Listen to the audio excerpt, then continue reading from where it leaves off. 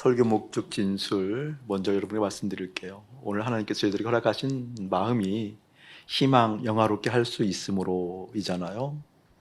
이 말씀은 하나님을 영화롭게 하는 삶이 가능하다, 아니 실제 된단다라는 하나님의 언약이잖아요. 정말 하나님을 영화롭게 하는 것이 인생의 목적이 될 수 있는 건가? 생의 목표가 하나님을 영화롭게 할 수 있는 것에 둘 수 있는 것인가? 예, 그렇습니다.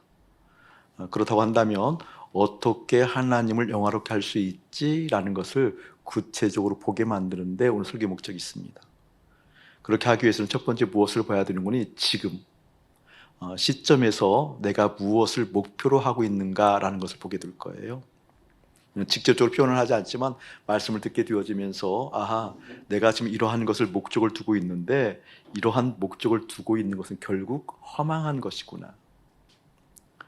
내가 목적을 두어야 되는 것은 다른 것이 아니라 하나님을 영화롭게 한다라는 것이 실제구나라는 것을 보게 될 겁니다. 그렇게 하기 위해서는 두 번째 무엇을 보게 되어지는 거니? 영화롭다는 것이 무엇인지 깨달아야 되잖아요. 아하, 영화로움은 이러한 것이구나라는 건 깨달음이 왔다고 한다면 그러면 이렇게 영화롭게 해야 되는 것이지라는 것을 알게 만드는 데 설교 목적이 있습니다. 오늘 말씀이 끝난 다음에 여러분의 심령 가운데 그런 마음이 세워지게 될 거예요. 하나님, 내 목적, 내 목표를 수정합니다. 내 생의 목표를 이것에 두었는데 그것을 돌이켜 하나님을 영화롭게 하는데 내 인생의 목적을 둡니다. 그 은혜가 여러분에게 가득했으면 참 좋겠습니다.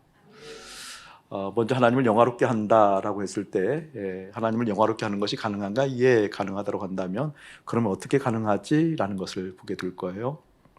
영화롭다라는 것을 가장 쉽게 표현하면 하나님의 아름다운 이름이, 하나님의 빛나는 이름이 내 삶을 통해서 그대로 드러나는 거잖아요. 그래서 내 삶을 통해서 하나님이 가득 드러난다라는 그 의미가 어떠한 것인가라는 것을 이제 말씀을 통해서 하나하나 보려고 하는 거지요. 많은 믿음의 사람들이 하나님을 기쁘게 하고 하나님의 영화로움이 나를 통해 드러나고 하나님의 아름다움이 나를 통해 드러났으면 좋겠습니다라는 고백들을 다 해요. 안 하는 사람은 없죠. 믿음의 사람이라고 한다면. 특별히 이제 목사 입장으로 정말 주님께 죄송하지만 뭐라 그럴까 그냥 입에 발렸어요. 저도 보면 하나님의 기쁨이 됐으면 좋겠습니다. 하나님 사랑합니다. 내 인생의 목적은 주님이십니다. 주님의 그 사랑과 은혜가 나를 통해서 마음껏 드러났으면 좋겠고 내 인생 가운데 하나님을 영화롭게 하는 일들이 계속해서 일어났으면 좋겠습니다라는 것이 목사의 입술에도 붙어 있지요. 근데 그 고백이 굉장히 중요해요. 사실은 그 고백을 이끄신 하나님 손길을 경험하기도 하고 또 그 고백이 자기를 고추 세우는 일정 정도의 큰 긍정적인 효과도 있어요. 그럼에도 불구하고 제가 알거든요. 그 언어가 곧 하나님을 기쁘게 하고 하나님이 기쁘고 우리 주님의 영화롭게 하는 인생이 아니란 걸 알아요. 제가 알거든요. 그러니까 그 고백에 쉽게 넘어가지 않으려고 경계하는 모습이 목사님에게 있어요. 저는 여러분들에게 우리 하나님을 영화롭게 한다라고 했을 때 그 영화로움이 무엇인가를 이제 말씀을 들으면 깨닫겠지만 그것을 깨달아감과 동시에 아하, 이러한 것이 영화로움이구나라고 깨달았다고 한다면 그 일에 좀 힘을 썼으면 좋겠어요. 힘을 쓰라는 것이 어떠한 것일까? 마음을 쓰라는 거거든요. 거기에 실제 마음을 붙이기를 주님의 이름으로 축복합니다. 물론 이제 저를 통해서 여러분 오늘 예화를 많이 들 텐데 보통 목사님들이 하나님을 영화롭게 해야 되는 것이 목적이 설정된다고 한다면 나타나는 현상이 조금 왜곡되게 나타나요. 어떻게 나타나게 되어지는 것이 좋은 모델을 찾아요. 좋은 모델, 그러니까 좋은 어떤 교회 또 그렇게 한 것처럼 보여지는 목사님들 또 어떤 선교사님들 또 믿음의 선진들의 모습들을 많이 찾게 되어지죠. 근데 그 찾아지게 되어지면 그것을 향해 달려가는 모습이 있어요. 순전한 모습이죠. 그러니까 이러한 모습이 보여지고 이러한 모습이 발견되어지면 그것을 따라가려고 무척 애를 쓰는 것 같아요. 좀 더 구체적으로 얘기하면 이제 목사이기 때문에 신학, 다시 말하면 신학이라는 학문을 습하잖아요. 습득했잖아요. 신학이라는 것이 내 안에 있어요. 뿐만 아니라 이제 인생을 적지 않은 나이에 살았기 때문에 이렇게 인생을 살아왔을 때 하나님께서 이러하는 것을 좋아하셔라고 경험적으로 습한 것도 있잖아요. 뿐만 아니라 경험적 습한 것과 사회적 관념, 통념상 좀 뭐라 그럴까 상충된다 할지라도 그래도 이런 정도는 돼야 돼라고 형성되어진 믿음의 세계에 형성되어진 가치들이 있잖아요. 가치들이 있거든요. 그런 가치들을 향해서 무척 애를 써요. 노력하고 애쓰지요. 그런데 제가 하나님을 이렇게 경험하기 시작하면서부터 끊임없이 그 갈등, 뭔가 이제 맞지 않는 모순 가운데 갈등하는 그 내면의 진한 갈등들을 경험하면서 깨닫게 된 게 있어요. 참 좋은 모습이긴 했으나 그 노력이 꼭 헛된 거라고는 말할 수 없으나 실제 하나님을 영화롭게 하고 내 인생이 하나님을 영화로워지는데 목적을 두고 사는 삶은 분명 아니다라는 것쯤은 이제 알아요. 그러니까 지적으로 습한 것을 통하여서 좋은 모델을 보고 모델을 쫓아가는 걸 통하여서 아름다우신 하나님의 모습이 드러나지 않습니다. 무엇이 영화롭게 되어지는가, 하나님 영화롭게 할 수 있는가? 여러분 좀 더 말씀을 들어보면 알지만 그것은 거의 딱 하나예요. 말씀하신 만큼 가는 겁니다. 아멘. 하나님이 말씀하신 것만큼 가는 겁니다. 하나님께서 말씀하신 대로 한다는 의미가 말씀하신 것을 알아들어요. 그러니까 좋은 모델은 여기까지 얘기했다고 제 예를 들면 나에게 말씀하신 것은 거기까지 아니거든요.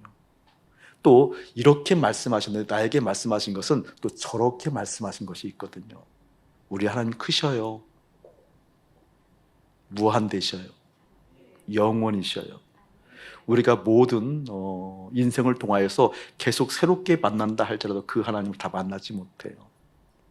하나님께서 정해진 구역에 하나님의 영향력 아래 하나님의 몸된 그 구역마다 주시는 독특한 하나님의 세계가 있답니다.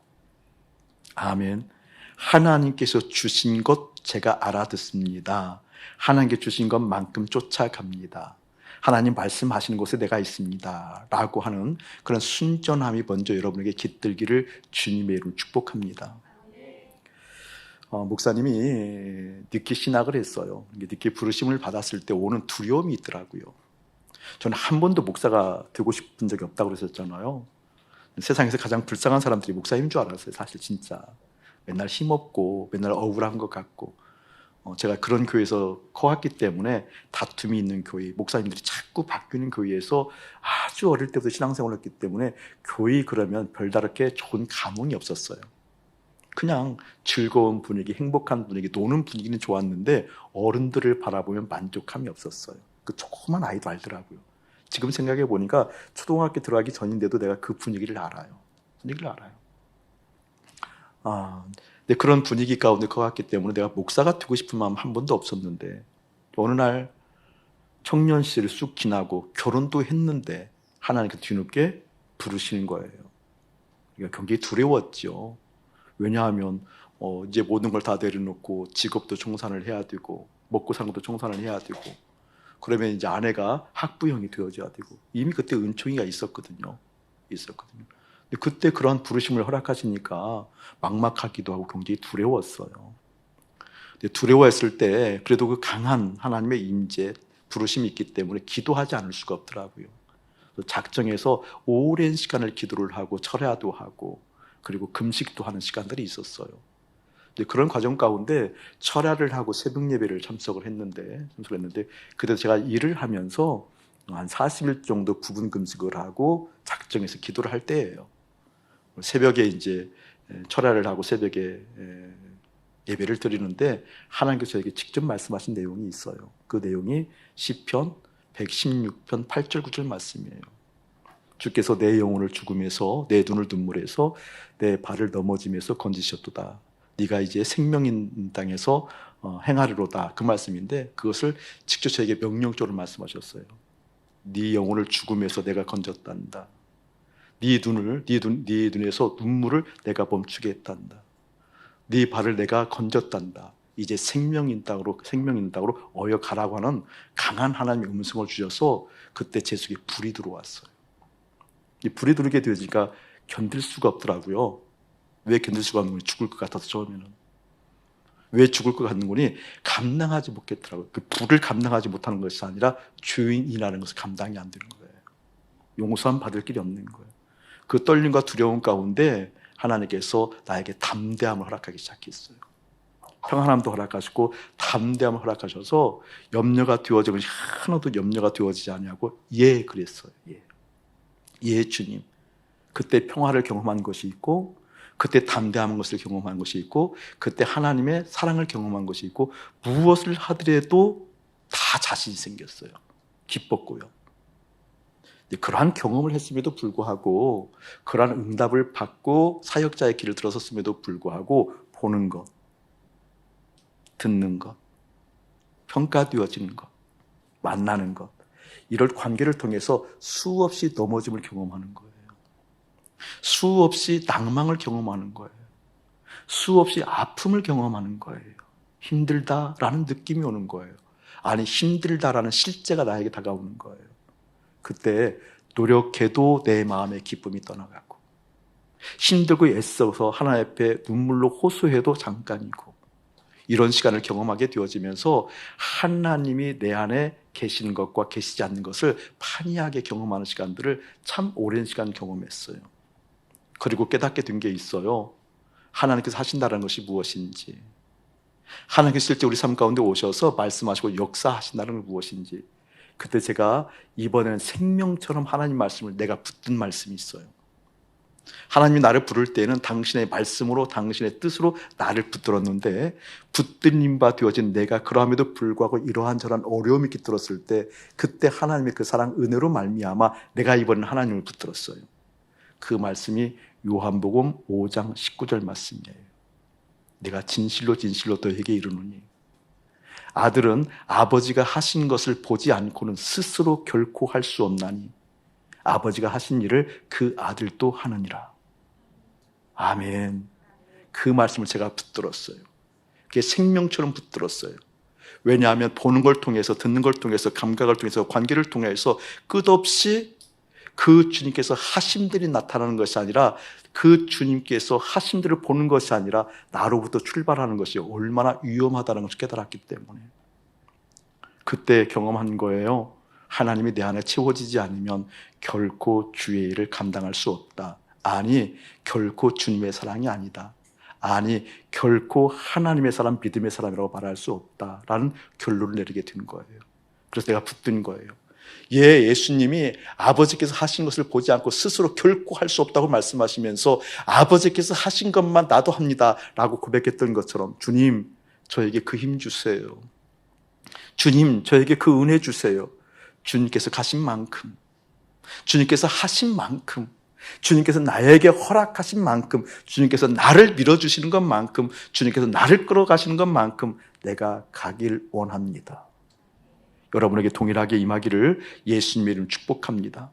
오늘 그 관점을 볼 거예요. 다시 한번 우리 봉독합시다. 22절, 23절 시작. 하나님을 잊어버린 너희여, 이제 이를 생각하라. 그렇지 아니하면 내가 너희를 찌지르니 건질 자 없으리라. 감사로 제사를 드리는 자가 나를 영화롭게 하나니 그의 행위를 옳게 하는 자에게 내가 하나님의 구원을 보이리라. 아멘. 가면서 선명해지는 거예요. 뭐가 선명해지는 거니? 참 지긋지긋하다, 우리의 몸짓이. 갈수록 그게 뚜렷하게 죄로 다가오는 거예요. 우리의 말짓이. 무슨 얘기인지 알겠어요? 우리 주님 앞에서 몸짓, 말짓이 나름대로 근거가 있거든요. 옳다고 여기는 것이 있거든요. 맞거든요, 경험상. 이게 주님께서 나에게 베푼 것이 그동안 만남의 관계 속에서 가락이 형성되어지기 때문에 그렇게 내가 하는 몸짓, 말짓이 근거가 없는 것이 아닌 것은 알거든요. 근거가 없지 않거든요. 그럼에도 불구하고 지긋지긋해요. 여러분, 지긋지긋해져야 돼요. 그게 이건 줄 아세요? 정말 내 안에 계셔서 그 주님이 가득 채워진 역사로 말미암아 주께서 하신 일이 무엇인지 나타나야 되는데 내 몸짓, 내 말짓이 흉내내는구나.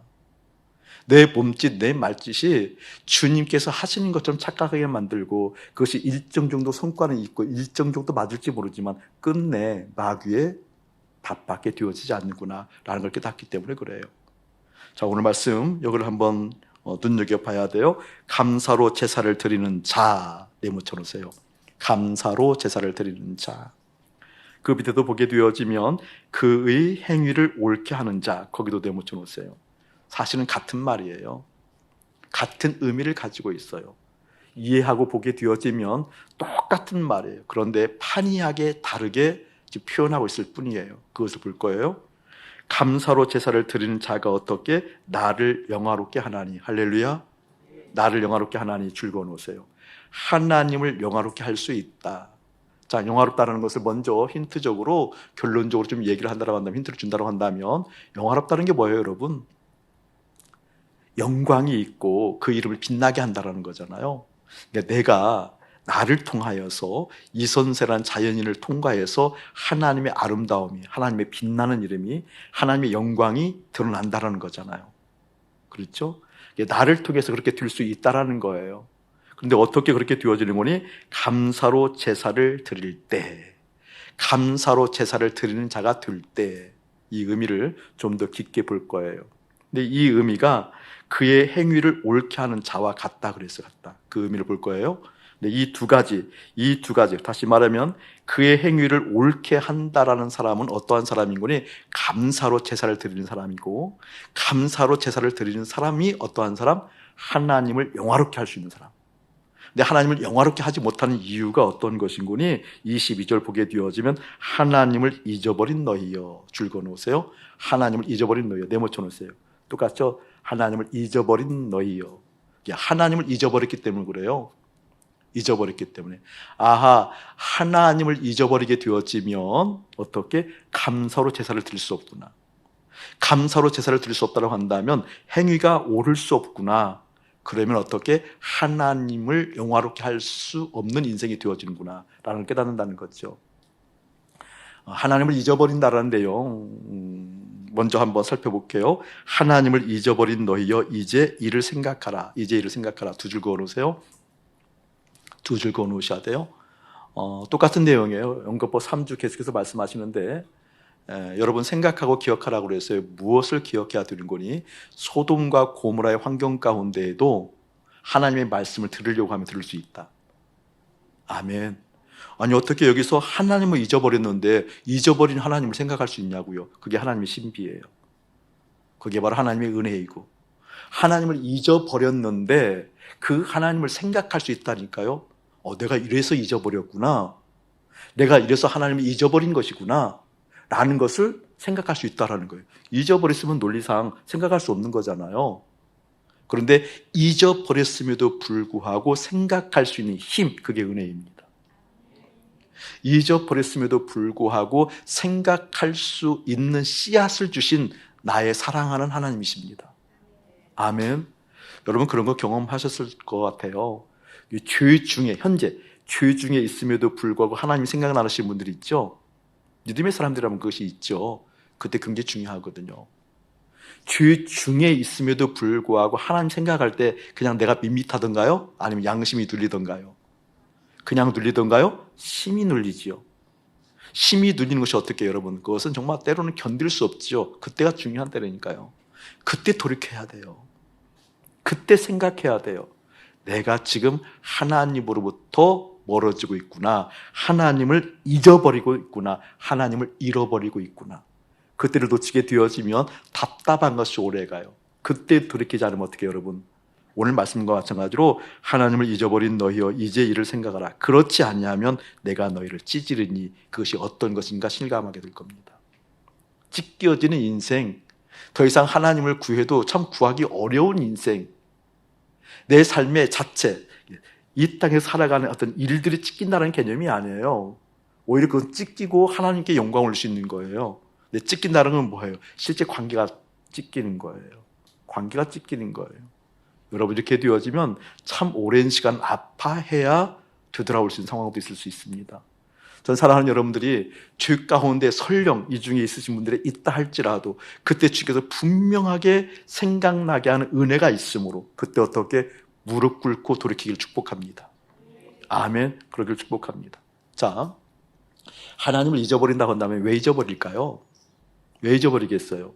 하나님보다 더 혹한 것이 있기 때문에 그렇죠. 당연하죠. 하나님을 잊어버린 이유는 다른 것 아니죠. 하나님보다 내 마음을 더 빼앗아가게 만드는 혹한 것이 있거든요. 좋을 것 같다, 기쁠 것 같다, 그리고 뭔가 아닌 것 같지만 이것이 있으면 내가 행복할 것 같다. 아이, 하나님이 싫어하심에도 불구하고 이것을 내가 정말 있으면 내가 즐거울 것 같다. 그게 쾌의 영역이라 할지라도 그런 마음이 들었을 때 하나님을 잊어버리게 되는 거지요. 잊어버리게 되는 거죠. 우리 지난 주간에 신명기 31장 하나님의 은혜 받았잖아요. 거짓 선지자를 보았잖아요. 거짓 선지자를 볼 때 하나님을 잃어버렸어. 실상은 하나님을 잃어버렸는데 거짓 선지자들이 생각할 때는 하나님을 잃어버렸다고 생각하지 않아요. 왜 그렇죠? 근거가 있잖아요. 성전이 지금도 있거든요. 메시아 그리스도가 다윗 왕가를 통해서 이루어지게 되어지는데 아직도 1차, 2차 포로를 끌려갔지만 히드기야 왕이 있거든요. 또 내가 예배드리고 있거든요. 또 하나 생각하는 거예요. 뭘 생각하는 거니? 그런 근거 속에 그래 지금도 하나님께서 함께 하셔. 내가 선민이야. 그런데 선민이라면 결코 끝까지 망할 수 없어. 그러니까 어떻게 되는 거예요? 이 나라를 잃어버렸어도 포로로 잡혀갔어도 자유가 구속되었어도 이런저런 할 수 있는 것이 제한되어 있어도 반드시 하나님께서 우리를 구원하셔. 여기에 초점을 맞춘다는 거죠. 왜 그럴까요? 상황으로, 정황으로, 가락으로, 습한 지식으로 무엇인가 내려온 전통적 개념, 사회통념상 믿음이라는 이런 거야 형성되어진 가치로 판단하는 거죠. 지금 말씀하시는 하나님이 없는 거거든요. 지금 어떻게 말씀하셨는가 그 하나님이 없는 거죠. 그 거짓 선지자를 여러분 십자가에 못 박는 것 의미 있겠죠? 그래 살아나겠죠. 여러분에게 그런 은혜가 예수 이름 있을지어다. 잊어버린다는 건 실상 하나님을 잊어버렸음에도 불구하고 상황을 잊어버린 것을 생각하는, 상황을 잃어버린 것을 생각하는 우리 신앙의 우매함이 깨달아져야 돼요. 예를 들면 이런 거예요. 목사님이 아픈 경험인데 목사님 자신을 항상 예를 들을 때는 여러분 웅변으로 들어야 돼요. 더 크게 들어야 돼요. 크게 들어야 돼요. 여러분 한 사람 한 사람 예화를 들을 게 너무도 많아요. 사실은. 갑자기 감정 나오네. 정말 전혀 그럴 의도는 아니었어요. 네, 이것을 의도하지 않은 데 나왔어요. 많아요. 근데 목사님 예를 드는 것은 웅변으로 들으라고 그러는 걸 들은 소리예요. 목사님이 좀 늦게 신학을 했어요. 늦게 신학을 했고 이미 결혼도 했고 그리고 그때 이미 은총이가 있었어요. 그러니까 늦게 신학을 했고 또 하나님의 부르심이 너무나 강렬했기 때문에 그 은혜로 순전함이 있었어요. 저는 제가 순전한 사람인 줄 알았어요. 아니에요. 결코 아니에요. 알고 보니까 순전한 사람 아니에요. 근데 그 은혜가 나를 순전하게 만들었어요. 순전하게 만들어서 정말 순전하게 사역했어요. 얼마나 헌신했는지 몰라요. 순전도에 비례해서 헌신도가 나타납니다. 순전과 헌신은 비례합니다. 같이 비례합니다. 순전한 만큼 헌신되어져 사실은요. 그러니까 몸이 상할 정도로 무엇인가 앞뒤 좌우를 분간하지 못할 정도로 헌신을 했어요. 헌신이 이제 차고 넘치니까 내 안에 그래도 갈증이 일어나요. 하나님, 주님의 뜻이 보여지면 저 순종할게요. 무엇인지 보여주세요. 무엇이든지 실제. 그래서 무엇이든지 하는 게 어렵지 않았어요. 실제. 하는 게 어렵지 않았어요. 그 중에 하나가 사람들을 보면 기도하는 거예요. 우리 이미연 우리 선교사님 앞에 계시는데 지금은 이제 이미연 선교사님 굳이 저에게 뭔 말 하지 않아도 분간해요. 이런 인간 이렇게 이제 분간을 하는 거죠. 오래 알면 성경을 알기 때문에 분별이 되어지는 거죠. 근데 이제 교회 규모가 커지니까 처음 오시는 분들 향해서 기도하길 제가 원했거든요. 그래서 하나님, 이 사람을 향한 하나님의 마음을 보여주시면 제가 그 마음 보여주시는 기도를 할게요. 이 사람을 향한 하나님의 뜻이 무엇인가 묻는 게 버릇처럼 된 거예요.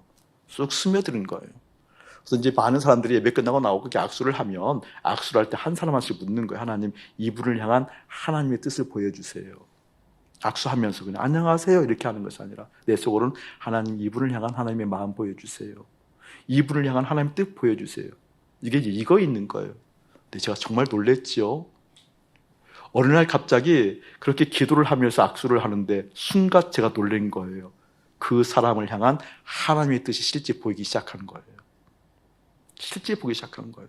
그런데 하나님께서 그분을 향한 마음이 보여지는데 그분의 고칠 것도 보여지고 그분이 보충되어져야 될 것도 보여지고 그분에게 격려해야 될 것도 보여지는 것이 다가오기 시작한 거죠. 제가 놀랬어요. 너무 놀랬어요.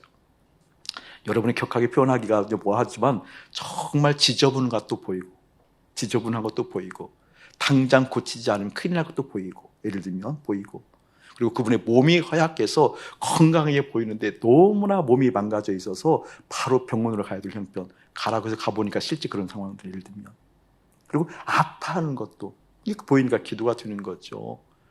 그럴 때마다 계속해서 기도를 하는 거예요. 하나님 이분을 향한 하나님 뜻을 알고 싶어요. 가르쳐 주세요. 기도할게요.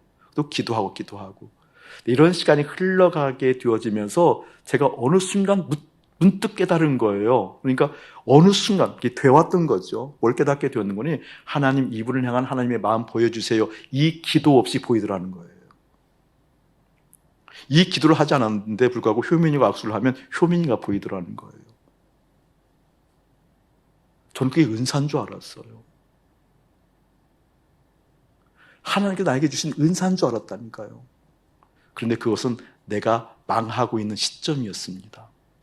하나님 없이도 하나님께 기도하지 않았음에도 불구하고 그렇게 보여지는 것은 뭐라는 거예요, 여러분?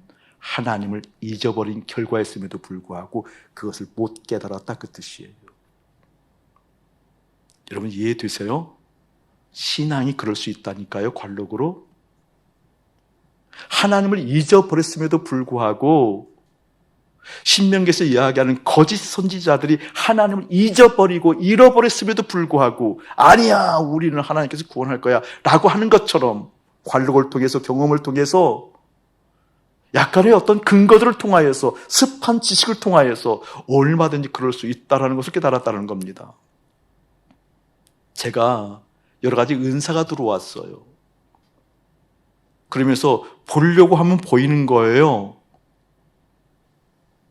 일정 정도 믿음의 자신감이 붙으니까 보는 거예요. 보여요. 몰랐어요. 그게 죽기 직전이라는 거. 나는 그때만 해도 순전하다고 생각했고 순적하다고 생각했고 그때만 하더라도 나는 주님 앞에 정말 순결하다고 생각했던 거예요. 그러나 뭐예요, 여러분? 죽음의 직전이었어요. 여러분이 웅변으로 듣기를 예수님의 이름으로 축복합니다. 아멘. 여러분 잊어버리면 무엇이 결핍들인 줄 아세요? 내 마음에 주님이 가득 채워진 영화로움이 없음에도 불구하고 내 마음에 주님의 채워진 것으로 착각이 있음에도 불구하고 착각이라고 여기지 않고 그 일을 행하는 그래서 끝내 사단의 밥이 되어지는 그러한 믿음의 사람들 많이 보잖아요. 여러분은 그러하지 않아야 되죠. 하나님 보시기에 참 좋았더라 그리스도의 몸된 사람들은 그러하지 않아야 되지요. 처음부터 마지막까지 영화로움이 가득한 나는 하나님을 영화롭게 하는 그런 인생 주님의 영화로움을 보는 인생 처음부터 끝까지 내 안에 주님이 가득하여서 주님을 볼 수 있는 하나님의 사람으로 인쳐주옵소서라는 기도가 여러분에게 가득하기를 주님으로 축복합니다. 오늘 말씀에 보게 되어지니까 이렇게 얘기하고 있잖아요. 하나님을 잊어버린 너희여 이제 이를 생각하라. 오늘 보게 되면 이 시가 아삽의 시예요. 근자에 이 50편 설교를 했었어요. 이렇게 했었던 내용이에요. 설교를 안 한 내용이 아니고 목사님이 굉장히 즐겨하는 설교이기도 해요. 오늘 약간 다른 각도로 얘기하는 거지만 여기에도 보게 되어지면 이 아삽이라는 사람이 성가대장이잖아요. 성가대장. 그러니까 제사, 예배를 통하여서 하나님께 영광 올려드리는데 이 제사를 통하여서 하나님께 영광이 올려감이 아니함에도 불구하고 하나님과 가깝게 있다고 착각하는 것들에 대해서 신랄하게 고발하고 있는 내용들이잖아요. 오늘 말씀도 보게 되어지면 5절 한번 볼까요? 5절 이렇게 하고 있어요. 이르시되 나의 성도들을 내 앞에 모으라. 그들은 제사로 나와 언약한 이들이니라 하시는도다 라고 얘기하면서 하늘이 그의 공의를 선포하리니 하나님은 그의 심판장이시옵니다 라고 지금 얘기하고 있어요. 지금 하나님의 성도 구별된 자들을 어디로 모으라고 하고 있어요, 여러분? 제사로 나와 어떻게 언약한 이들아. 성도를 내 앞에 모으라고 얘기하고 있는데 그들은 뭐라고 표현하고 있어요, 여러분? 제사로 언약한 사람들. 제사로 언약한 사람들만 성도예요. 구별됐다라는 거예요. 제사로 언약했다는 말이 뭐예요, 여러분? 뭐죠? 번제단을 통과했다라는 거잖아요. 번제단을 통과했다는 것이 뭐예요? 죽음을 경험했다 그 뜻이에요. 죽음을 경험했다는 것이 뭐예요?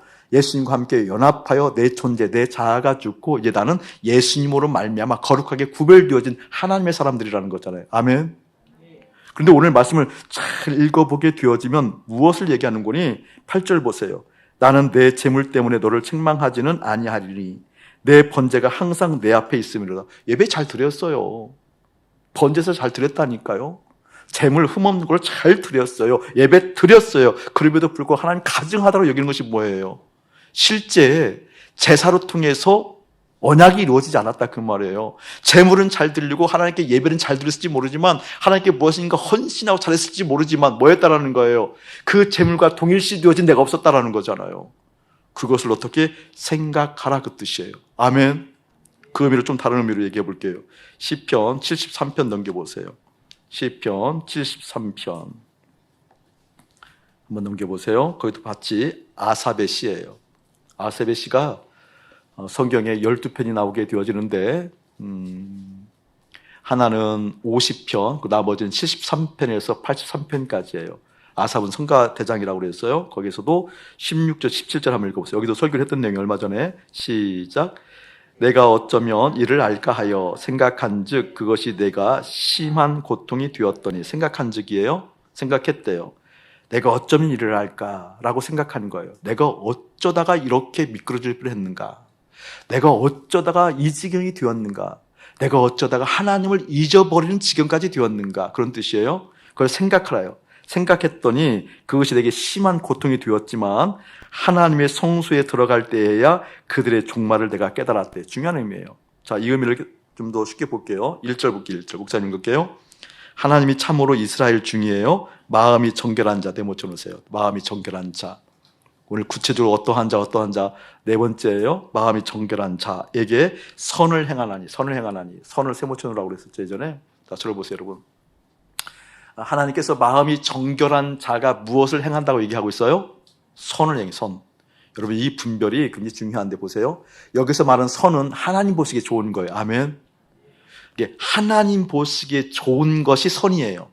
근데 내가 보기 좋은 선도 있을까요? 없을까요? 있어요. 그럼 내가 보기 좋은 선과 하나님이 보기 좋은 선을 어떻게 구별하겠냐고요? 분별을 해야 되잖아요. 더군다나 이 마이크를 볼 때 하나님께서 이 마이크가 유용하게 써지는구나. 그래서 하나님 보시기에 좋다. 선이 들 수 있죠, 이 마이크가. 중성임에도 불구하고 선이 들 수 있는 거잖아요. 또 여기는 아침 목사 스스로 생각할 때에도 이 마이크가 유용하게 써지니까 내가 보기에도 선이에요. 내가 보기에도 선이에요. 예를 들면 지금 저 목사님이 이야기하는 의도를 알겠어요? 내가 보기에도 좋고 하나님도 보기에 좋은데 그런데 진짜 하나님 보기에 좋은 선은 무엇이냐? 다른 것이 아니라 어떤 것이다? 마음이 정결한 자. 그 뜻을 보려고 하는 거예요. 마음이 정결할 때만, 깨끗할 때만. 이게 마음이 깨끗하다는 것이 우리가 통념상 알고 있는 그런 의미도 맞지만 성경에서 이야기하고 있는 마음이 정결하다는 의미는 좀 더 깊은 내용을 담고 있어요. 좀 더 깊은 내용. 자, 그 내용을 볼 거예요. 나는 거의 넘어질 뻔하였고 나의 걸음이 미끄러질 뻔하였으니 이제 실족할 뻔했다라는 거죠. 죄 가운데 푹 빠질 뻔했다라는 거예요. 정결할 수 없는 상태가 될 뻔했다라는 거죠. 그 이유가 무엇이고 3절 이는 내가 악인의 형통함을 보고 오만한 자를 질투하였음이라. 그런 내용이 쭉 나오는 거거든요.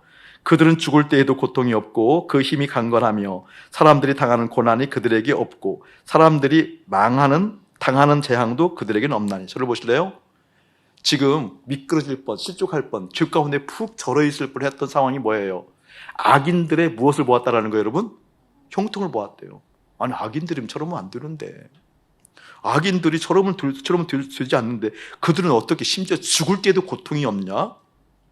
어떻게 그들은 이 땅에 있을 때 힘이 있냐? 악인들이 어떻게 그럴 수 있어?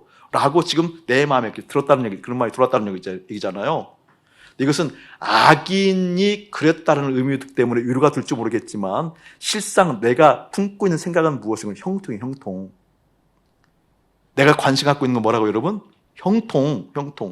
이게 마음이 정결하지 못한 상태를 지금 얘기하고 있는 거거든요. 이게 마음이 정결하지 못한 상태를 이야기하는데 그러면 하나님이 선을 행할 수 없다고 얘기하는데 내 마음이 정결하지 못한 상태가 어떠한 것이고니 형통에 관심이 있다는 형통에. 이 형통은 어디의 형통에? 이 땅의 형통. 거기에 악인이 끼기 때문에 이게 바로 하나님을 잊어버리는 일인 줄은 모르고 착각하지만, 악인을 빼도 이 땅의 형통에 관심을 가졌다는 것은 어떤 의미일까요? 악인에 대한 형통, 다시 말하면 이 땅의 형통이 내 마음에 가득 채워져 있다, 그 말이에요. 그것은 어떤 뜻이에요? 하나님을 용화롭게 할 수 없다, 그 뜻이잖아요. 이해되세요, 여러분? 내가 관심 갖는 건 실상 다른 것이 아니었고, 악인이 껴서 안심했지만 그렇지 않고 실상은 이 땅의 형통이었다. 그것이 내 마음에 가득 채워져 있다. 그렇다고 한다면 내 인생이 어떻게 하나님을 용화롭게 할 수 없는 인생이었다, 그 뜻입니다. 깨달아지기를 예수님 축복합니다. 그렇다고 한다면 여러분, 영화로움이 뭐예요? 영화로움이라는 것은 내 안에 가득 채워진 예수 그리스도예요. 내 안에 주님이 가득 채워진 거예요. 많은 분들이 목사님에게 나와서 상담해요. 물어요. 진지하게 나와요. 그래서 목사님, 이런 일이 있는데요, 이 일을 할까요 말까요? 접을까요? 보충할까요? 새롭게 할까요? 저는 어떤 것이든지 하나님이 뜻이면 하겠습니다, 이렇게 얘기하거든요. 하나님께서 하지 말라면 안 할게요, 하나님께서 하라면 할게요, 이렇게 이야기는 하지만 실상 여러분 잘 생각해 하셔서 그렇게 이야기하지만 실상은 그 문제가 그분의 마음 가운데 가득 채워져 있는 거예요. 이해되세요? 이런 거. 악인의 형통이 있는 거예요. 많은 분들이 목사님에게 이렇게, 내 자식이 문제가 이런 것이 있어요, 목사님 어떻게 하면 좋을까요? 내가 처한 현실에 이런 문제가 있어요, 어떻게 하면 좋을까요? 제가 첫 번째, 다들 똑같이 대답하는 건 아니지만 주된 내용은, 좀 믿음이 있다고 한다면 반드시 이렇게 얘기합니다. 그 문제가 지금 집사님의 마음 가운데 자리 잡고 있는 것 자체가 무엇이다? 하나님의 영광이 막힌 상태다. 이해되세요? 이해되세요, 진정? 그 문제 자체가 지금 내 마음에 가득하다는 것, 그 문제가 풀리느냐 마느냐, 그 문제가 되느냐 안 되느냐, 해야 되느냐 안 되느냐, 이게 아니라는 거예요. 영화라는 것은 그에 앞서서 무엇이 가득 채워져 있는 거예요? 하나님이 채워져 있는 것, 그 뜻이에요. 아멘. 하나님을 영화롭게 하는 인생이라는 그런 것 뜻이에요. 그것 보고 하나님 안에 다 있다는 것을 믿느냐의 차원이에요. 거짓 선지자들처럼 이것이 부족하니까 이것을 채우는 것이 하나님 뜻일 거야. 아니요. 하나님 안에 다 있다. 하나님을 잃어버리면 다 잃어버린 것이다. 하나님이 떠나가면 다 떠나가는 것이다. 하나님을 잊어버리면 다 잊어버린 것이다. 그 개념이 분명하다고 한다면 지금 내가 처해 있는 문제보다, 아니, 그 문제가 내 안에 있는 것을 견딜 수 없고 내 안에는 주님이 계셔야 됩니다. 그 의미를 깨닫게 될 줄 믿습니다. 하나님은 나의 하나님이시거든요. 하나님은 크신 하나님이시거든요. 이 의미를 잘 의미적으로 한번 생각해 보세요. 하나님은 사랑이시다 그러는데 그 하나님의 사랑이 허공에 맴도는 게 아니라니까요. 저는 그 이미지가 그려져요. 그래서 항상 죄송하고 기대가 되죠. 설레임도 있어요. 그 양가 감정이 있지만 그럼에도 불구하고 설레임이 있다니까요. 하나님은 사랑이시다 그러면 사랑이 허공을 향해서 막 치는 것이 아니라 그 사랑이 나를 향하고 있다니까요. 아멘. 하나님의 은혜가 허공을 치고 있는 게 아니라니까요. 그 은혜가 나를 향하고 있다니까요. 그러면 어떻게 해요? 나 그 하나님을 잊어버리지 아니하고 부분적인 문제를 통하여서 이게 하나님의 뜻이니 아니니 이게 아니라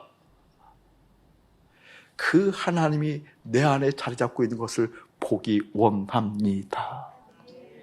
이게 그 뜻이에요. 내가 어쩌면 이를 알까 하여 생각한즉 그것이 내게 심한 고통이었더라. 내가 큰일 날 뻔했구나. 언제 해결되었다? 하나님이 성소에 들어갈 때에야, 번제단을 통과할 때에야 내가 비로소 예수님과 함께 죽고 예수님을 사는 것이 무엇인지 깨달아졌을 때에야 비로소 깨달았다, 그 뜻이에요. 이 의미가 사랑하는 여러분 심령 가운데 깊이 스며들기를 예수님을 축복합니다. 그런 의미를 가지고 있어요. 하나님을 잊어버린 너희여, 이제 생각하라. 그 생각할 수 있는 힘을 주셨어요. 하나님의 사랑은 허공에 있는 것이 아니다. 나를 향하고 있다. 그 하나님 안에 다 있다. 나 그 하나님과 연합할 수 있는 것, 내가 성소에서 주님과 함께 죽었다 선포하기를 예수의 이름으로 축복합니다. 오늘 본문으로 돌아가 봅시다. 50장 다시 한번 합독합시다. 23절 시작. 감사로 제사를 드리는 자가 나를 영화롭게 하나니. 여러분 줄거는 네모줄로 하겠죠? 감사로 제사를 드리는 자. 이게 지난번 설교할 때 깊게 본 내용이 사실은 구별하라고 그랬어요. 감사 제사가 아니에요. 감사로 제사예요. 판이하게 틀린 거예요. 여실하게 구별되어지는 거예요. 감사 제사가 아니에요. 하나님께서 이러한 형편 가운데, 이런 상황 가운데 하나님께서 감사할 일들을 주셨습니다. 감사할 내용들을 주셨습니다. 그러니까 내가 감사합니다라고 감사 보따리를 가져와서 하나님 이렇게 하셨습니다. 예, 주님 하셨습니다. 감사합니다. 이런 것이 아니에요. 그거 믿음 아니에요, 여러분.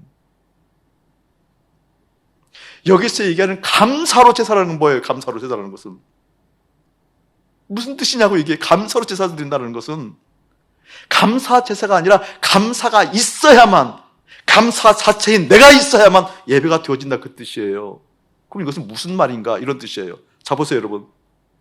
감사라는 걸 오해를 많이 하는데 감사의 환경이 열리면, 그러니까 상황이, 감사할 수 있는 상황이 되어지면 하나님 감사합니다.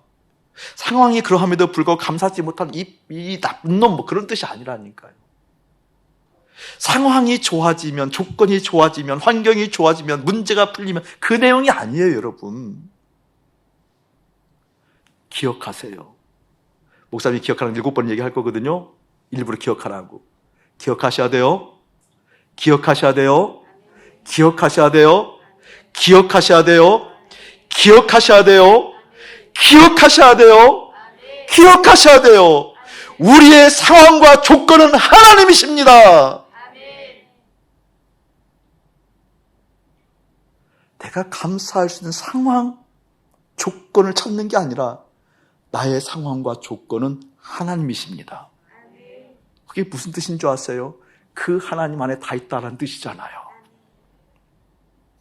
나의 상황과 조건은 하나님이십니다. 부분적으로 잃어버리고 잊어버리는 것이 아니라 내 조건과 상황은 하나님이기 때문에 부분적으로 잃어버리고 내 삶에 이러한 저런 것이 부족하고 연약하다고 느끼는 것, 그것에서 얽매이는 것이 아니라, 그것이 해결돼서 감사한 것이 아니라 부족해도 상황과 조건이 하나님이기 때문에 하나님 감사합니다라고 나올 수 있다, 그 뜻이에요. 아멘. 다른 각도로 얘기하면요, 그게 바로 하나님 영화롭게 했다, 하나님이 내 안에 가득 채워져 있다, 그 뜻이에요. 상황과 조건이 하나님이기 때문에, 상황과 조건이 하나님이기 때문에, 상황과 조건이 하나님이기 때문에 내 안에 그분이 가득합니다. 그래서 나는 감사로 주님 앞에 나옵니다, 그 뜻이에요. 우리 토부원영학교 아이들 5학년에서부터 12학년까지 있잖아요. 근데 6학년에서부터 이제 정시로 들어오죠. 우리 5학년 아이들 2명, 이제 2학기 때부터 우리 계절학교 때 9월 달부터 이제 학기가 시작되어지기 때문에 들어와서 6개월 동안 훈련을 받고 내년에 정식으로 입학을 하잖아요. 지금 훈련 기간이 어떤 기간이 습관을 바꾸는 훈련이 습관. 습관은 무엇인 거니? 생각의 패턴. 생각의 패턴들이 있어 이렇게 말하자면 형성되어진 것이 있잖아요. 집안의 교육, 사회적 가치, 본인들이 원하는 이런 것들을 좀 바꾸고 생각해보는 어린 나이지만 충분하게 가능하더라고요. 그런 시간을 가져요. 그래서 여러 가지 것들을 하면서 점차 그 강도를 높여가요. 한 가정이 그런 얘기를 해요. 목사님, 이렇게 저녁마다 간단하게 하는 내용이 정말 쉽지는 않은데 많은 것을 생각해주게 되어지고 벌써 가족에 대해서 이런 분위기가 형성되어서라는 귀한 그런 간증도 있어요. 감사하죠. 자, 아이들하고 밤에 이제 그 5학년 아이들하고 목사님 노는 거거든요. 목사님 좀 위해서 기도해 주셔야 돼요.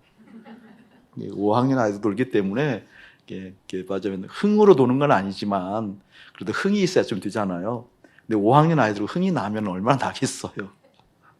좀 여러분 기도해 주셔야 돼요.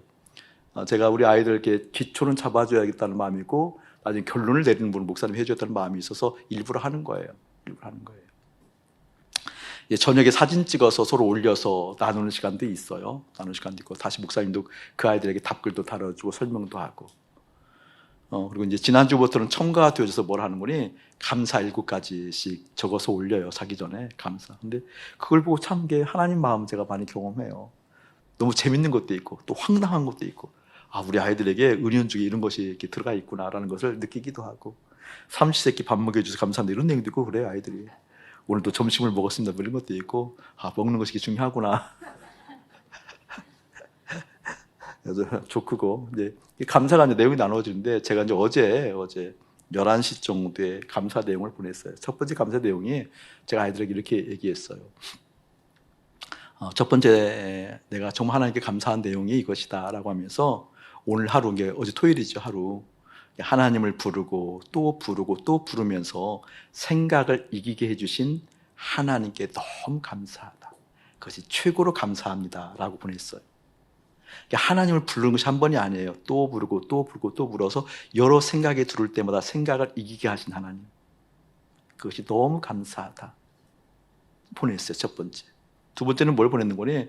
우리가 교회 여기 온 지 2년 됐잖아요. 2년 오면서 어제 처음으로 이 뒷산을 한번 산책을 했어요. 이제 운동을 더 하지 않으면 더 이상 하지 않는 게 힘들어서, 하는 게, 제가 운동을 정말 싫어하잖아요.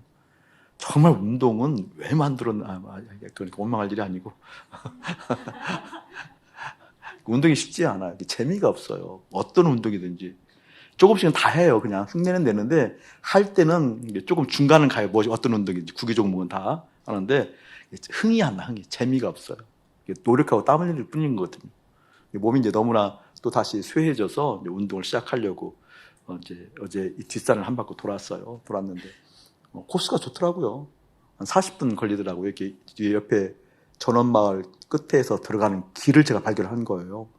그 길 따라서 옆에 저 빌라로 내려오게 되니까 한 40분 걸리더라고요. 40분 걸리는데 5,000보가 안 되더라고요. 저는 40분 정도 걸으면 한 10,000부 정도 나오는 줄 알았어요. 5,000보가 잘 안 되더라고요. 내려와서 지금 다리 장단지에서부터 허벅지 위에까지 파스가 양쪽으로 한 7, 8개씩 붙어 있습니다. 지금. 그런데 제가 이제 이 산을 처음 이제 도는 거잖아요. 갈 때 주님께 프로포즈를 했어요. 주님 손잡아 주세요. 함께 가셔야 돼요. 주님 함께 가요. 함께 가요. 제가 오늘 처음 도는 날이에요. 힘들고 그럴 텐데, 그럴 때마다 그 힘든 거 상관없이 주님께서 말씀하시면 제가 잘 귀 기울여 들을게요. 말씀해 주세요. 제가 주님께서 말씀해 주시면 잘 따를게요. 그러고 돌아왔거든요. 너무 감사한 거예요. 어제 제가 걸음걸이 목표가 6,000보였거든요. 근데 6,000보가 넘었어요. 6,003보. 어제. 너무 좋은 거예요. 주님 손잡고, 제가 이제 별로 흥이 안 나는 사람인데, 그런 흥이 안 나는 사람인데, 돌면서 오는데 너무 신나는 거예요. 물론 이제 했다 이거죠. 그것 때문에 오는 이제 흥도 있지만, 주님과 함께하는 흥이 너무 좋았어요. 그래서 아이들에게 저거 보냈어요. 첫 번째는 그걸 보내고, 두 번째는 주님과 함께 뒷산을 산책을 했는데, 주님과 함께 하면서 교제한 내용이 너무 감사했다 보냈어요. 세 번째는 어제 설교가 준비가 한 10시 좀 넘어서 끝났는데, 근데 끝나게 되어지면서 하루 종일 주님과 함께 했잖아요. 생각했잖아요.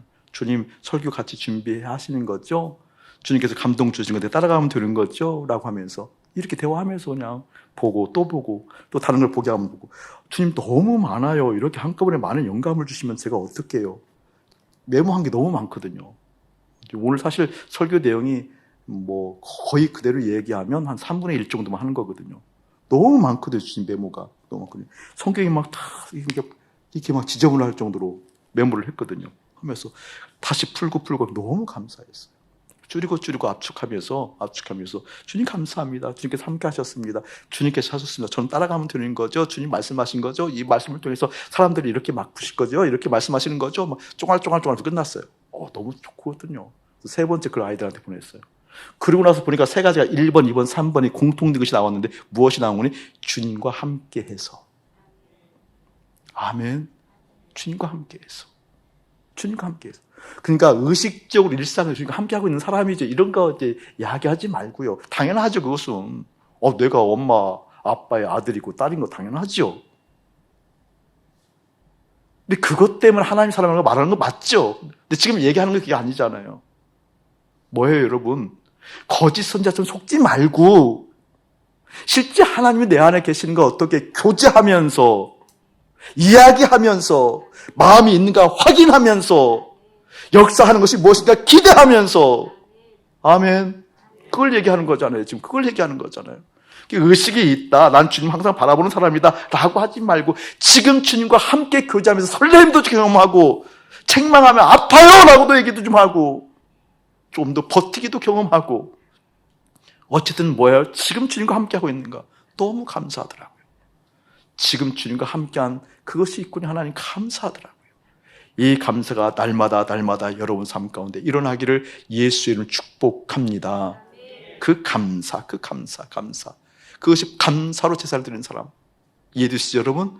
감사하는 사람. 예, 하나님이 나의 재료입니다. 하나님이 나의 전부입니다.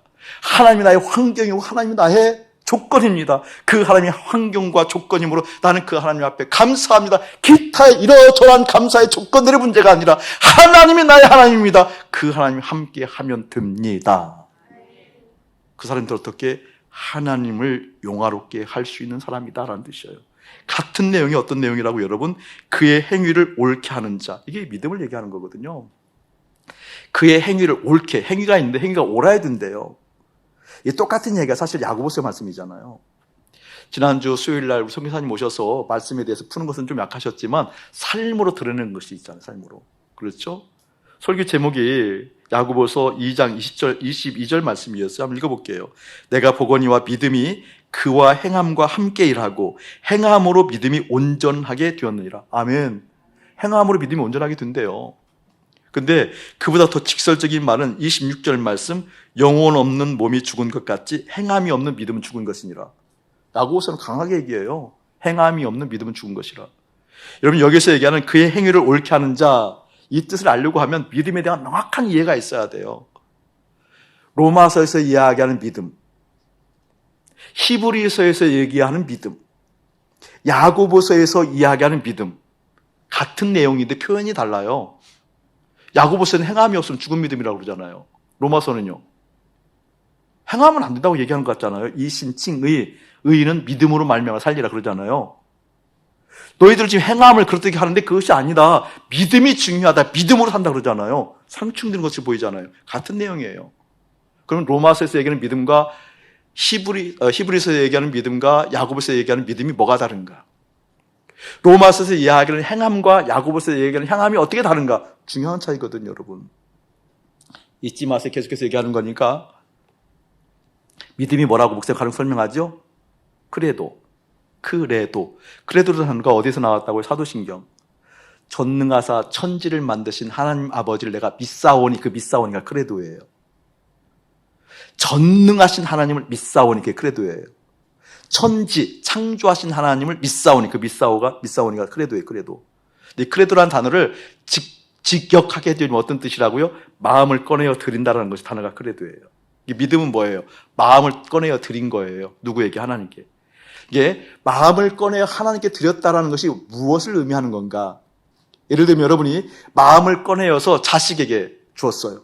이제 우리 청년들이 말하면 마음을 꺼내어서 그녀에게 주었어요. 그럼 마음을 꺼내서 돈에게 주든, 마음을 꺼내서 자식에게 주든, 마음을 꺼내서 그이에게 주든, 마음을 꺼내서 주었으면 그 마음 가운데 그것이 담겨야 안 담겨요, 여러분? 돈에게 마음을 주면 돈이 담기지요. 자식에게 마음을 주면 자식이 담기잖아요. 그녀에게 마음을 주면, 내 마음을 주면 그 마음에 그녀가 담기거든요. 왜 담으려고 그럴까요? 만족하려고. 그러니까 하나님께 마음을 꺼내서 드렸다고 한다면 이 마음에 무엇이 담긴다라는 거예요? 하나님이 담긴다라는 거예요. 아멘. 하나님이 담겼다라는 의미는 뭐예요, 여러분? 하나님으로 만족한다라는 거거든요. 만족이 왜 필요할까요? 만족.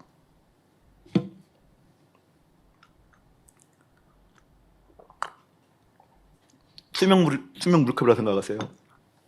만족이라는 것은 여기 가득 채워졌다는 거죠. 풀로. 불만족은요, 채워지지 않은 거잖아요. 그러니까 만족, 풀로 채워졌을 때 오는 것이 행복이거든요. 그렇죠? 기쁨이고. 이게 불만족이라는 것은 채워지지 않았다, 그 뜻이에요. 채워지지 않았다. 불평한다는 건 무슨 말일까요? 어떤 사안에 대해서 채워지지 않아서 나타나는 심리적인 현상이 왜곡되게 표현된 거잖아요. 불평이라는 것이. 그러니까 지금 하나님으로부터 만족한다는 것은 내 마음을 꺼내어 드렸을 때 거기 하나님이 채워졌다는 거예요. 그럼 하나님으로부터 만족한다라는 거고, 그 만족은 하나님을 기뻐한다라는 거고, 그리고 그 하나님으로부터 행복을 얻는 거잖아요. 아멘. 그게 크레도예요. 크레도. 그게 믿음이라는 것은 내 마음을 꺼내서 드린 거거든요. 로마서에서 이야기하는 믿음은 무엇인 거니? 그 크레도, 믿음. 그 믿음을 하나님 관점에서 보는 거예요. 그래서 로마서는 의를 얘기해요. 하나님의 의. 하나님의 의가 뭐예요? 하나님 보시기 좋은 것. 아멘. 로마서의 믿음은 하나님 보시기 좋은 관점이에요. 그러니까 하나님 보시기 좋은 관점이 무엇인 거니? 이 마음에 무엇이 채워졌다는 거예요. 하나님, 다시 한번. 이 마음에 무엇이 채워졌다는 거예요. 그게 믿음이라는 거예요. 그런데 유대인을 보니까, 제사장들을 보니까, 사두개인을 보고 그들의 지도자 장로들을 보니까 마음에 하나님이 채워지지 않고 뭐가 채워졌던 거예요? 신명기 31장처럼 에레미야 29장처럼 뭐가 채워진 거예요? 돈이 채워져 있는 거예요. 권력, 힘이 채워져 있는 거예요. 그런데 관록이 있잖아요. 믿음을 살아왔던 그 가락이 있잖아요. 가락. 여기에는 돈이 채워져 있는데 그 가락이 있기 때문에 채워진 것을 통하여서 어떻게 마음에 채워졌다면 그걸 통해서 만족해야 되잖아요. 불만족되어지면 행복하지 않잖아요. 이것을 채우기 위해서 믿음의 관록을 사용해. 어떻게? 순종을 통하여서, 예배를 통하여서, 사역을 통하여서. 여기는 뭐가 담겨져 있는데? 돈이 담겨져 있는데. 율법은 어떻게 해요, 여러분? 지키잖아요. 로마서에서 얘기하는 것은 그 행동을 받지 않겠다 그 뜻이에요. 다른 행동이 아니라 여기에는 다른 것이 있음에도 불구하고 너희들이 다른 것을 채우기 위해서 율법을 지키는 그 행동은 아무 의미가 없다. 믿음은 여기에서 있는, 이 신칭이 여기에 있는 너희 마음에 채워져 있는 것을 통해서 믿음으로 말미암아 구원을 받는다는 뜻이 로마서예요. 아멘. 여기에 다른 것이 채워져 있음에도 불구하고 율법을 지키는, 예배를 드리는, 말씀을 듣는, 그럴듯한 얘기를 하는 이것을 내가 받지 않겠다 그 뜻이라니까요. 히브리서는요 반대 관점이에요. 하나님이 보는 것이 내가 보는 거거든요. 그러면 우리가 어떻게 하면 이 마음이 하나님께 마음에 들게 할 것인가. 그래서 많은 믿음의 선지인들 이야기가 나오는 거거든요. 예레미야에서 얘기하는 새 마음을 그래서 얘기하는 거거든요. 그래서 어떻게 하면 내가 하나님께 마음에 들 것인가. 야고보서는요 똑같은 관점이 여러분. 야고보에서는 여기에 무엇이 채워져야 한다고요? 하나님이 채워져 있으면 당연하게 하나님 채워진 내용이 행동으로 드러나야 되지 않겠느냐. 그러므로 그 행동이 없다라는 것은 하나님 없다라는 것이기 때문에 그 행동이 없는 것은 죽은 믿음이다 이렇게 얘기하는 거예요. 똑같은 내용이지만 로마서에서 이야기하는 행동과 야고보서에서 이야기하는 행동이 다른 거예요. 이해되세요 여러분? 그런 얘기예요. 그러니까 믿음, 행동 다 똑같은 얘기를 지금 하고 있는 건 로마서나 야고보서나 히브리서나 똑같이 얘기를 하고 있는 거예요. 여기서 이야기하는 그런 의미예요. 그의 행위를 옳게 하는 자가 어떻게 하나님을 영화롭게 하고 하나님 영화롭게 했다는 것이 바로 구원받은 자이다라는 것은 무엇을 의미하겠어요? 옳게 행동한다는 것은 여기에 하나님이 채워져 있기 때문에 어디에? 마음에. 그게 바로 하나님을 영화롭게 했다. 그게 바로 믿음이다. 그래도다 그 뜻이에요. 여기에 하나님이 채워져 있는 것이 그의 행위를 옳게 했다 그 뜻이에요. 그 사람들이 어떻게? 조건과 상황이 그 하나님이기 때문에 감사로 제사로 나아간다 그 뜻이에요. 이 은혜가 사랑하는 여러분에게 깊이 이루어지기를 예수의 이름으로 축복합니다. 아멘. 오늘 2부 설교를 했더니 멀리서 선교사님이 설교를 듣고 바로 카톡이 왔어요. 목사님, 예배가 뇌물이라는 거 처음 들었어요. 충격이었어요. 딱 맞는 말씀이에요. 카톡이 와 있더라고요. 그 얘기를 하려고 그래요. 여러분, 하나님 앞에서 하는 모든 행위들이 있죠. 이게 뇌물이 될 수도 있고요. 하나님께서 연락이라는 단어가 한글 사전에 나오지 않아요. 연락이라는 뜻을 이렇게 의미적으로 얘기하면 기쁘시게 받는다라는 의미가 연락이에요. 연락. 그러니까 하나님께서 나를 기쁘게 받는다. 다시 말하면 이 예배를 기쁘게 받는다. 내 재물을 기쁘게 받는다. 내가 무엇인가 하나님께 하는 사역, 이런 열심들을 기쁘게 받는다와 그것이 뇌물이 될 수 있는 차이가 있다는 거예요. 차이가. 뇌물은요, 성격. 여러분, 뇌물 성격은 뭘까요? 뇌물을 바치고 드리는 이유가 뭐예요? 뇌물 주는 이유가 뭐예요, 여러분? 뇌물을 쓰는 이유가 뭐냐고요? 내 뜻을 관철하려고. 맞아요, 틀려요? 내 뜻을 강화하려고 뇌물을 쓰는 거거든요.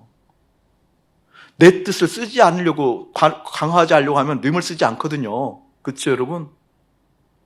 근데 하나님께서 기쁘게 여겼다라는 것은요, 어떤 의미일까요? 뇌물이 되지 않고 기쁘게 여겼다는 건 어떤 의미일까요? 내 뜻이 아닌 하나님의 뜻이 열려있다, 그 뜻이잖아요. 아멘. 여러분 잘 생각하셔야 돼요. 믿음의 본질을. 여러분이 하는 예배드리는 행위, 내가 지금 하는 설교, 찬양, 여러분의 모든 사역, 드리는 헌금, 뇌물일 수 있어요. 내 뜻을 강화하려고 하는 몸짓에 의해서 실행되는 것이라 한다면 그 모든 것은 뇌물입니다. 받지 않습니다. 그것 보고 하나님 영화롭지 않다, 그 뜻입니다. 하나님 영화롭다고 한다면 당신의 뜻이, 당신의 마음이 나를 통해서 이루어지는 역사를 경험하겠습니다. 이 순전한 마음이 예수의 이름으로 가득하기를 축원합니다. 하루아침에 되어지지 않아요, 여러분. 이 세상에서도 과정이 있거든요. 영적인 세계도 과정이 있어요. 하루아침에 주님의 마음을 노래하고 주님 마음 알아드리고 절대 되지 않아요. 꼭 기억하셔야 돼요. 절대 하루아침에 되어지지 않아요. 다만 여러분의 마음이 하나님을 영화롭게 하는 인생이 되고 싶습니다 라는 태도는 견지해야 돼요. 아멘. 반드시 견지해야 돼요. 얼마 전에 고향에 한번 갔더니 고향에 큰 카페가, 너무 좋은 카페가 하나 생긴 거예요. 정원이 너무너무 멋진데 그 정원이 국내에서 유명한 6명의 정원사가 각기 파트를 나눠서 정원을 가꾸었다고 그래요. 도전 공장 했던 그 공장에 카페를 만들었는데 아주 멋지게 만들었더라고요. 그 친구가 중학교 때부터 자기가 대학 졸업하면 바로 10억을 만들겠다라고 그 나이에, 우리 중학교 때 했던 아이거든요. 자기는 돈 버는 게 인생의 목적이라고. 그러니까 너무나 그때 이상했어요. 중학교 때부터 그러니까. 대학 들어가서 쌀 공장을 하고 농림부 일을 하고 하더니 호텔을 경영하고 하더니 돈을 벌더라고요. 여러분, 마음 쓰면, 한쪽으로 쓰면 되는 경우도 있는 것 같아요, 보니까. 근데 하나님의 세계는 하나님께 마음 쓰면 주님께서 데리고 가십니다. 그게 신비예요. 그러니까 뭔가 갈등하고 고민하고 그리고 화나고 그리고 무엇인가 도망가고 싶고 때로는 부족하지만 그것도 하나님의 품 안에 있는 일이었더라고요. 그 과정들이 너무나 소중했더라고요. 그런데도 지금은 겉돌고 싶지 않아요. 왜? 하나님이 나의 상황, 나의 조건이라는 믿음이 생겼기 때문에. 다른 것이 상황이고 조건이 아니라서 그것이 채워져야 기쁜 것이 아니라 하나님이 내 상황, 조건이기 때문에 이해할 수 있는 그 믿음의 태도, 여러분에게 견지되어져서 마음 안에 영화롭게 하시는 하나님이 내 하나님이 되어져서 그 마음 바라보시고 믿음 보시고 그 믿음으로 말미암아 행하게 하시는 하나님의 영광스러운 보기를 주의 이름으로 축복합니다.